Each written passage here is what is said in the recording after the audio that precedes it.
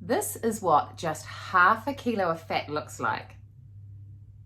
Imagine being able to lose 12 of these in 12 weeks and drop a size. It's a very achievable goal if you follow these 3 key actions.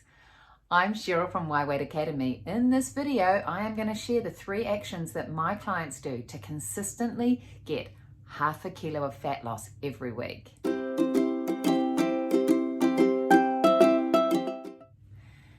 In the 12 years that I've been a weight loss coach, I've seen some definite patterns of what really works well for consistent fat loss and the kind of things that time and time again are stopping people from achieving their results. Now, you've got to always remember that fat burning goes against nature. Your body doesn't want to burn fat. This is why it gets difficult, particularly if you're over the age of 35. Our body likes to hold on to fat, right? Because it's a way of survival and the body always prioritizes survival. But that does not mean that you cannot get consistent results. However, by nailing these 3 things, you are going to have a much better chance of getting great results. So number 1, limit alcohol. This is definitely, without a doubt, probably the most important thing you can do if you drink. Now, the thing with alcohol is not the calories. There are many low-calorie, sugar-free alternatives out there. But what you need to know is that it's not necessarily just the calories that are a problem with alcohol. It's the fact that alcohol slows your metabolism down. Studies have shown that just 1 drink can slow your metabolism down for up to 30% for up to 3 days. Now that is going to make a massive difference, especially if you're over the age of 35, because our metabolic ability starts to decline anyway. As we age, your lean mass starts decreasing, your gut health changes, and this all impacts metabolism. You do not want to be doing anything that slows it down further if you want consistent results.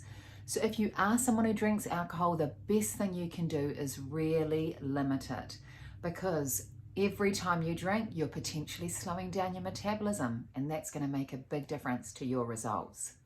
Now, number 2, and this is something I see very often, you need to stop snacking. When you want to be consistently burning fat, one of the best things you can do is to stop eating between meals. I don't know who invented this idea that we should be eating 5 or 6 small meals a day, but I suspect it was someone who manufactures snacks. And if you are doing this and seeing results, that's great. But in my experience, more often than not, the more frequently people eat, the less fat they tend to burn, because in between meals, you should be able to go at least 4 hours comfortably without eating. Your gut needs time to digest food. And if you can get all of that food digested and then have time between meals, there's an opportunity there potentially for fat burning. But if you have a snack, that's going to totally turn off your digestive process. It's going to turn off your body's ability to self-cleanse before meals, and your body's not going to be burning fat if you're bringing in more energy. So if you want to see consistent results, I highly recommend that you stop snacking and aim to have good meals and then go as long as possible between meals, because this is going to really, really help your body digest food better and burn fat better. Now, the last key action, which is really going to help you to nail consistent results, is getting better weekends happening. For so many of my clients, it's Saturday and Sunday that define their results, because it's one thing to get consistent action going during the week and be seeing a good result. You might get to Friday, oh, you're down a kilo, fantastic. But then in the weekend, especially if you have a few drinks, maybe you eat out, maybe your food gets a bit sloppy, by Monday, oh my goodness, you're up 1.7 kilos. That's not uncommon. Now you've got to lose all of that again. And this is the challenge with a consistent goal. If you want to drop a size in 12 weeks, the easiest way to do it is by having weight consistently coming off. Now, if you're consistently higher on the scales, much higher on a Monday than you were on a Friday, it is going to be a long journey. And apart from the fact that it takes too long physically, mentally, we get tired.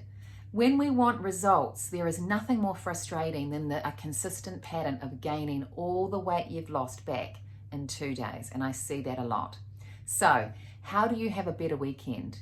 It's pretty easy, really. Make a plan. Just decide how you want to feel on Monday and then work backwards from there. The kind of things that make a difference are making sure you keep up with all your water so you don't get dehydrated. If you're eating out, of course, just make the best choice possible and be wary of really salty foods because that can cause a bit of fluid retention and inflammation. You know, eat at home as often as possible. Keep up with your exercise. Don't go to bed too late. By all means, if you've got a special occasion on the weekend, of course you're going to make the most of it. But every weekend when you're at home, especially when you're really motivated to get a goal, just keep your routine as consistent as possible, and that's going to really help you nail that consistent fat loss. Because if you're starting the week either at the same weight, maybe just a little bit up, or even better down, you are going to achieve really great progress. I hope that helps. So remember the top 6 words to lose a size in 12 weeks. Limit alcohol, stop snacking, and better weekends.